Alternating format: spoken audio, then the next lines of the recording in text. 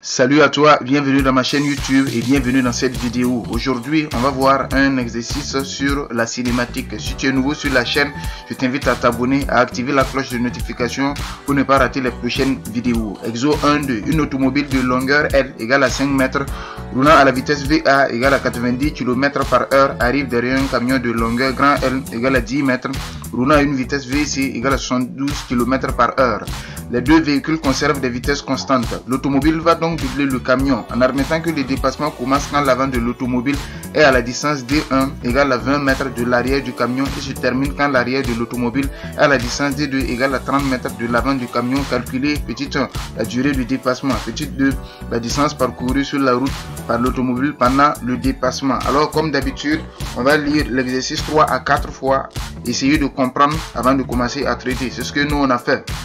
Alors, on nous dit qu'un automobile de longueur L égale à 5 mètres, roulant à la vitesse VA égale à 90 km par heure. Donc, voici, on a notre automobile qui a une longueur de 5 mètres. Donc, l'automobile roule à la vitesse VA égale à 90 km par heure, ce qui fait 25 mètres par seconde. On dit arrive derrière un camion de longueur grand L égale à 10 mètres, roulant à une vitesse VC égale à 72 km par heure.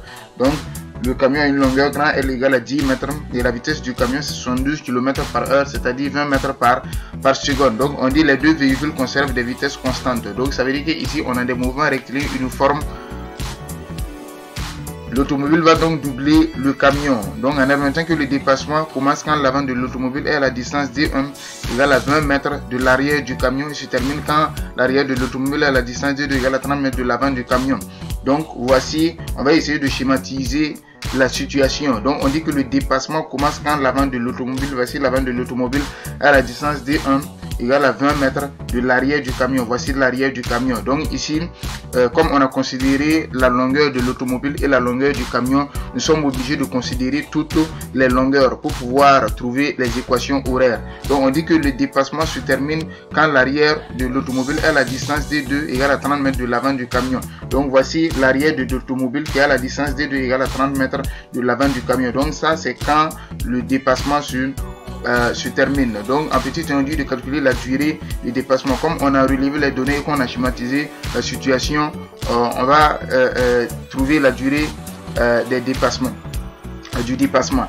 Donc pour pouvoir trouver la durée du dépassement, il faut forcément trouver les équations horaires. Il faut trouver les équations horaires, il faut trouver l'origine des dates et l'origine des espaces. Alors l'origine des dates, puisque ici on a un peu daté les deux situations. Donc on a dit que le dépassement commence quand l'avant de l'automobile est à la distance de 1 égale à 20 mètres de l'arrière du camion. Donc nous on va considérer l'origine des dates comme origine du dépassement. Origine des espaces, on va considérer l'arrière de l'auto, puisque ici on a donné la longueur, parce que d'habitude on considère par exemple le mobile comme un point matériel, donc on ne considère pas les longueurs, mais ici on n'a pas considéré l'automobile et le camion comme des points matériels, on a donné leur longueur. Donc ici nous on est obligé de considérer toute la longueur. Donc on va considérer la longueur de l'automobile et on va considérer la longueur du camion. Et pour considérer toutes ces longueurs, on est obligé de partir de l'arrière de l'automobile à l'avant du camion, donc pour le début du dépassement. Donc on va considérer, on va prendre comme origine des espaces l'arrière de l'automobile. Donc on va établir les équations horaires.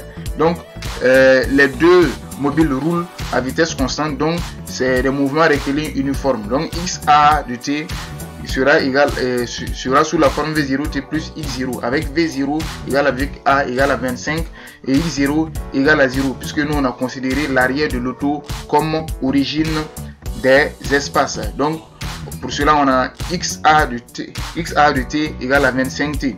Donc on va trouver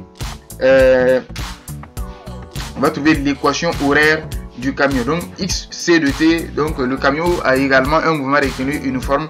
XC de T sera de la forme V0 T plus X0, avec V0 égale à V, c'est égal à 20 mètres par seconde, et I0 égale à L plus D1 plus grand L, qui est égal à 35 mètres. Donc vous regardez, parce que je vous ai dit qu'on est obligé de considérer toutes les longueurs, parce qu'on a donné la longueur de l'auto et la longueur du camion. Comme nous on a choisi l'arrière de l'automobile comme origine des espaces, on est obligé d'établir l'équation horaire en prenant comme position l'avant du camion. Donc le point c'est X de T va se trouver là. Donc, on aura, en ce moment, on aura x0 égale à L plus D1 plus grand L, ce qui nous fait 35 mètres, d'où x de t égale à 20t plus 35 mètres. Après le dépassement, qu'est-ce qui se passe? On dit que le dépassement prend fin quand l'arrière de l'automobile est à une distance d2 égale à 30 mètres de l'avant du camion. Donc voilà XA, donc XA égale à XC plus D2. Donc c'est ce qu'on a ici. Le dépassement termine quand l'arrière de l'automobile est à une distance d2 égale à 30 mètres de